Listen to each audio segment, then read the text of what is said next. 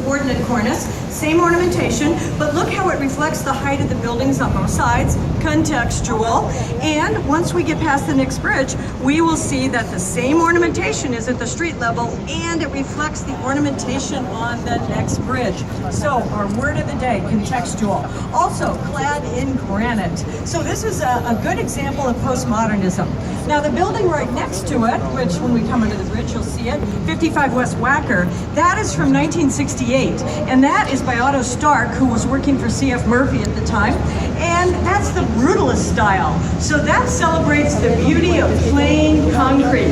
I always think of it as cat scratch concrete. It looks like a cat scratched its claws down the side.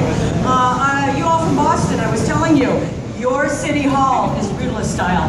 Lots of government buildings in the 60s and 70s are brutalist style. So now, look at the building, the next building on the left with the wonderful triangles at the top. Those are called pediments in architecture. This is a great example of postmodernism. It is by the Spanish architect Ricardo Bofill. He's Catalan, he's from Barcelona, and this is called exaggerated classicism. It's from 1992, and some people call it the Parthenon on steroids. It's definitely postmodern because look at all the Greek ornamentation. Remember, we're looking back for inspiration to previous architecture styles. Lots of glass reflecting its neighbors, saying hello to its neighbors. It's a really good example of postmodernism. Now, right next to it is a brand new building, which we have no name for, we just call them contemporary. And this is 111 West Wacker, the glass-clad building.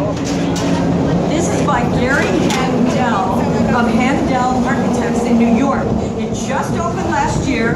It is a very high-end rental apartment building. And, by the way, contemporary buildings, we see nothing else than glass curtain walls. And you see the sinuous cuts in the building? That represents significant parts on both buildings on both sides. We're really close and it's hard to see. That is also the meandering river throughout the city of Chicago. So these are people who want to live very, very close to where they work because the loop is just over here on our left. By the way, be sure and look at the Riverwalk along here. These are the 3 new sections that have come in, 3 more to come.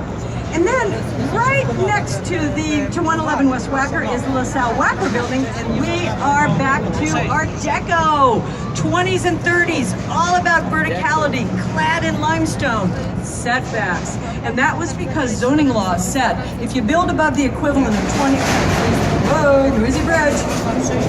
If you build above the equivalent of 20 stories, you must include setbacks. And this looks like an armchair. Our Art Deco buildings look like armchairs.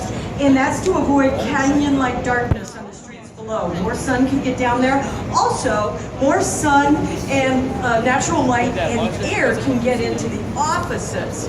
And then right across the street, we've got the Builders Building. It's one big rectangle. It's 3 years earlier. By the way, the one, this LaSalle Wacker building, I don't think I told you, that's Hollibird and Root.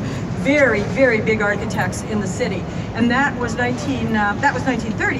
The one across the way is Graham Anderson, Groats and White, and that's in 1927.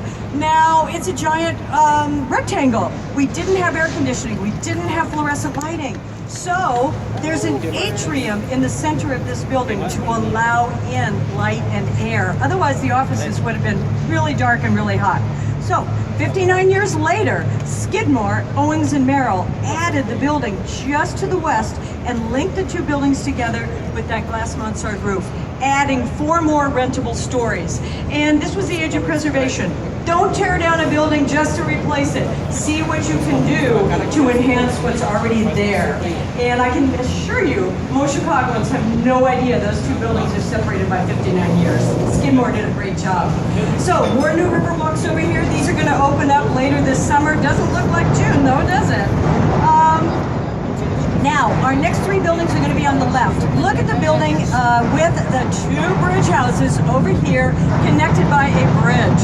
That's 225 West Wacker, and that is by the great New York firm, Cohn, Pedersen & Fox, KPF. This is their 2nd building. This is 1989, very postmodern, clad in granite, very contextual. into the